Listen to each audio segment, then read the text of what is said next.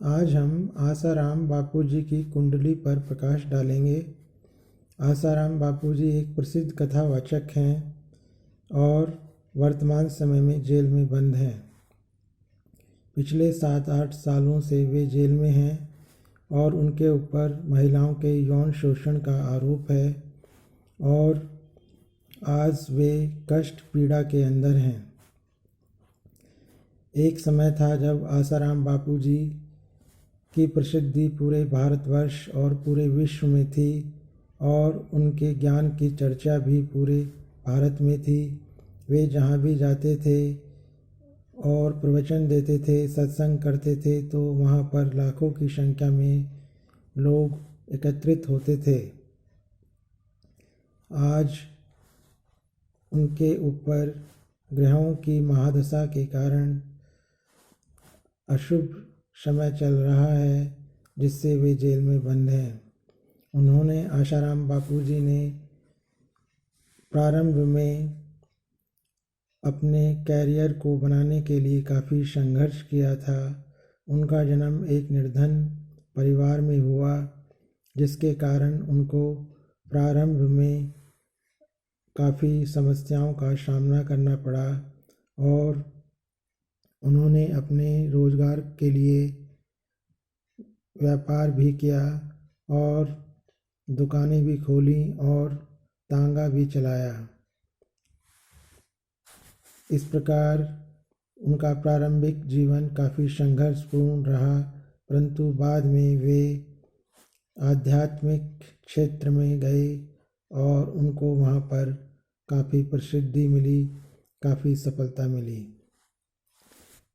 उनका जीवन संघर्षपूर्ण जीवन होते हुए प्रसिद्धि को प्राप्त हुआ, सफलता को प्राप्त हुआ और बाद में उनका पतन हुआ।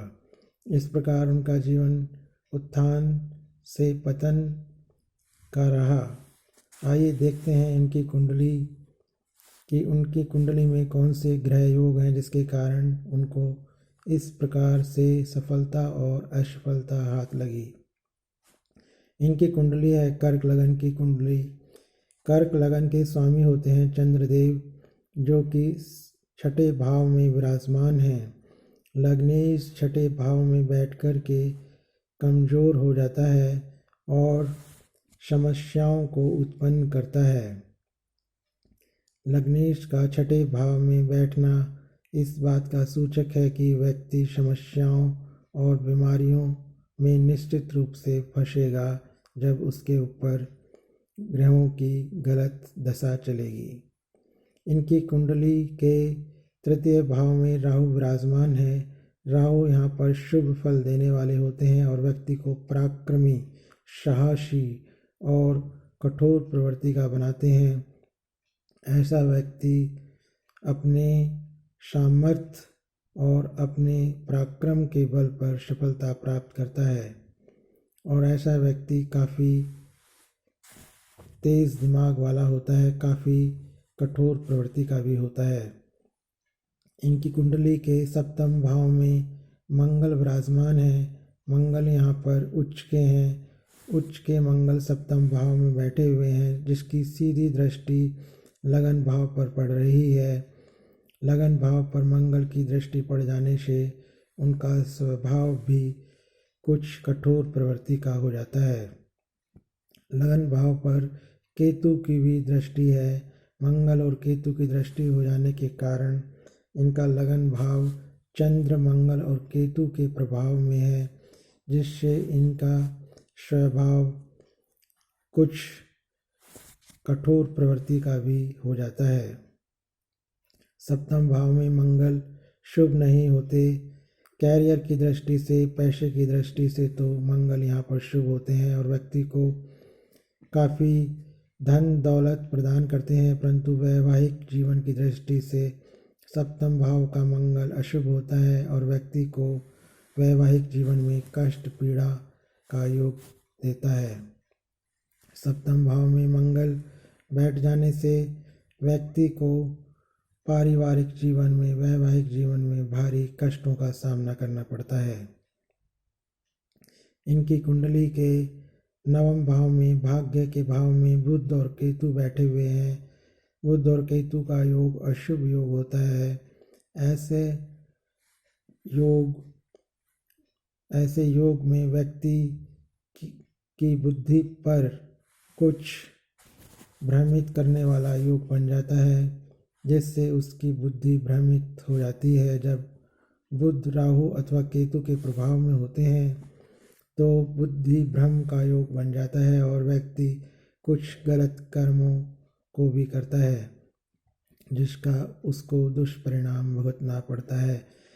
नवम भाव में अशुभ योग बन जाने से इनका प्रारंभिक जीवन संघर्षपूर्ण रहा और कष्टपूर्ण रहा, परंतु इनके दसम भाव में केंद्र भाव में 4 ग्रह विराजमान हैं। दसम भाव में 4 ग्रह हो जाने की वजह से इनको उच्च कोटि की सफलता प्राप्त हुई, क्योंकि यहाँ पर सूर्य उच्च के बैठे हुए हैं और सूर्य के साथ सूर्य के मित्र ग्रह गुरु भी विराजमान है। इस प्रकार सूर्य गुरु का एक शक्तिशाली राजयोग बन जाता है, जिससे इनको उच्च कोटि की सफलता मिली। गुरु शनि का भी राजयोग यहाँ पर दसम भाव में बना हुआ है और शुक्र शनि का भी राजयोग यहाँ पर बना हुआ है। इस प्रकार से 3 शुभ योग बने हुए हैं और सूर्य उच्च के हैं, जिस कारण से इनको उच्च कोटि की सफलता की प्राप्ति हुई और इनकी प्रसिद्धि पूरे भारतवर्ष और विश्व भर में हुई। सूर्य उच्च के व्यक्ति को उच्च कोटि की सफलता देते हैं और उच्च कोटि की प्रसिद्धि प्रदान करते हैं। इनकी कुंडली में राहु बली है, सूर्य उच्च के हैं, मंगल उच्च के हैं। ये 3 ग्रह तो काफ़ी शुभ और शक्तिशाली स्थिति में होने के कारण इनको उच्च कोटि की सफलता मिली है। मंगल दोष कुछ हद तक भंग है, क्योंकि राहु और सूर्य बली हैं। इस कुंडली में धनेश, लाभेश और भाग्येश की भी युक्ति है, क्योंकि धन भाव के स्वामी है सूर्य और लाभ भाव के स्वामी है शुक्र और भाग्य भाव के स्वामी है गुरु। इस प्रकार से सूर्य, शुक्र और गुरु की युक्ति धनेश, लाभेश और भाग्येश की युक्ति बना रही है, जो कि उच्च कोटि का राजयोग है। इस योग के कारण इनको धन दौलत मिली और उच्च कोटि की प्रसिद्धि मिली। ये करोड़ों अरबों रुपयों की संपत्ति के मालिक बने और अरबों रुपयों का इनका साम्राज्य स्थापित हुआ। शनि गुरु का केंद्र त्रिकोण योग भी इनकी कुंडली में बना हुआ है, क्योंकि शनि तो यहाँ पर सप्तम भाव के स्वामी है और गुरु यहाँ पर नवम भाव के स्वामी है। इस प्रकार से केंद्र त्रिकोण का योग भी बन रहा है। यह योग भी व्यक्ति को उच्च कोटि की आर्थिक सफलता देने वाला होता है। इस योग के कारण व्यक्ति बहुत धन कमाता है। इनकी कुंडली में शुभ और अशुभ दोनों ही योग बने हुए हैं। शुभ योगों के कारण इनको उच्च कोटि की सफलता मिली है और अशुभ योग के कारण इनको पतन का मुंह देखना पड़ा है। इनकी कुंडली में सूर्य के ऊपर ग्रहण योग भी बना हुआ है, क्योंकि सूर्य शनि के साथ और शुक्र के साथ विराजमान है। इस प्रकार से सूर्य पीड़ित और कमज़ोर हो गए। केतु का भी साइड इफेक्ट सूर्य के ऊपर है। इस प्रकार से सूर्य पीड़ित होने के कारण से इनको पद मान प्रतिष्ठा पर कलंक लगा और इनको अपमानित होना पड़ा। इनकी कुंडली के 12वें भाव में बुध की राशि है। बुध यहाँ पर केतु से पीड़ित हैं।